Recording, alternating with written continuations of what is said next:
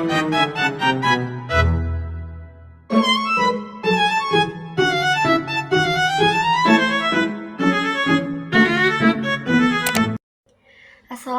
warahmatullahi wabarakatuh. Halo semuanya, perkenalkan nama saya Bunga Denisa. NIM saya 41525010113. Pada kesempatan kali ini, saya akan membahas 3 topik penting dalam bidang komputer, yaitu yang pertama arsitektur komputer dan organisasi, yang kedua logika digital dan sistem, termasuk aljabar boolean, serta gerbang logika, dan 3 aritmatik logika unit, atau bisa dibilang ALU. 3 konsep ini merupakan fondasi dari cara kerja komputer modern.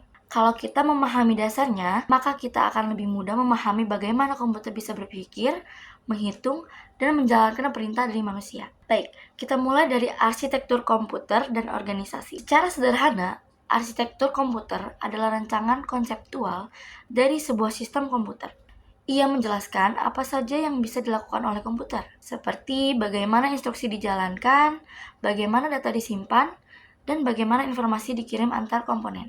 Dan sedangkan organisasi komputer lebih ke bagaimana rancangan tersebut diimplementasikan secara fisik.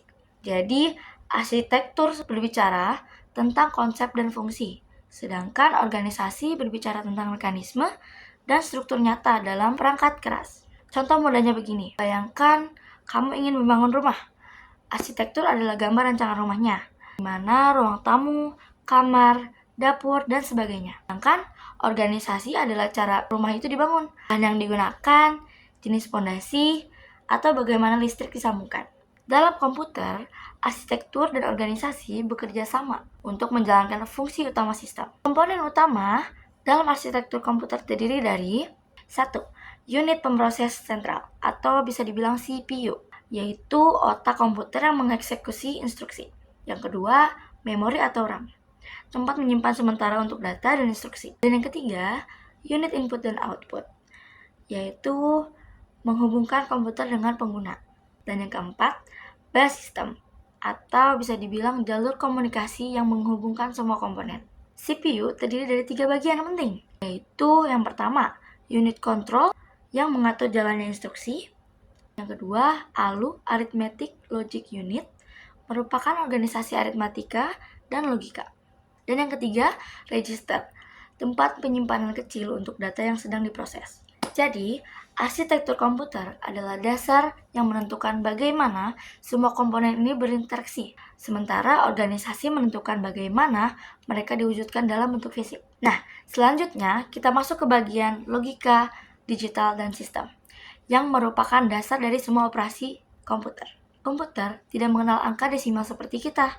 Komputer hanya memahami 2 hal keadaan, yaitu 0 dan 1, yang disebut bilangan binar. Konsep ini didasarkan pada aljabar boolean, sebuah sistem matematika yang hanya menggunakan 2 nilai, yaitu true and false, atau 1 dan 0. Aljabar boolean memungkinkan komputer melakukan keputusan logis menggunakan operasi seperti AND, OR, dan NOT. Mari kita bahas satu persatu. Gerbang AND menghasilkan output 1 hanya jika semua inputnya bernilai 1. Sedangkan gerbang OR menghasilkan 1 jika salah satu input bernilai 1. Gerbang NOT berfungsi membalikan nilai logika jika input 1, output 0, dan sebaliknya. Dan selain 3 gerbang dasar tersebut, ada juga variasi seperti NAND, kebalikan dari AND, NOR, kebalikan dari OR, dan SOR, exclusive OR, yang menghasilkan 1 hanya jika satu input bernilai 1, bukan keduanya.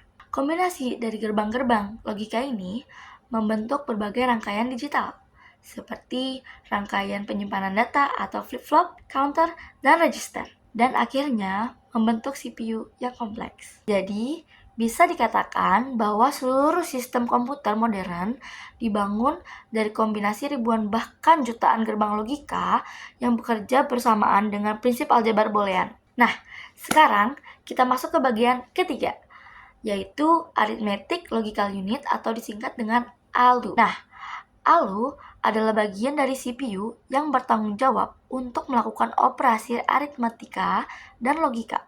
Tanpa ALU, komputer tidak akan bisa menghitung ataupun mengambil keputusan logis. Fungsi-fungsi utama ALU meliputi operasi aritmatika seperti penjumlahan, pengurangan, perkalian, dan pembagian. Operasi logika seperti AND, OR, NOT, SOR, serta perbandingan seperti lebih besar, lebih kecil, atau sama dengan. Cara kerja ALU bisa dijelaskan singkat seperti ini. Ketika kita mengetik operasi seperti 2 tambah 3 di kalkulator, komputer akan mengubah angka tersebut ke bentuk biner, yaitu 10 dan 11. Lalu, ALU akan menjalankan operasi penjumlahan biner menggunakan sirkuit logika, dan hasilnya dikonversi kembali ke bentuk desimal, yaitu 5. Selain itu, ALU juga dapat menyimpan status hasil operasi. Misalnya, apakah hasilnya 0, negatif, atau terjadi carry atau kelebihan bit. Informasi ini disimpan dalam register status yang akan digunakan oleh CPU untuk operasi berikutnya. Jadi, peran ALU sangat vital dalam seluruh proses komputasi karena hampir setiap instruksi dalam komputer melibatkan perhitungan, aritmatika, atau keputusan logika. Untuk menyimpulkan pembahasan hari ini, saya akan menjelaskan yaitu bagaimana arsitektur komputer menjelaskan konsep dan rancangan dari sistem komputer.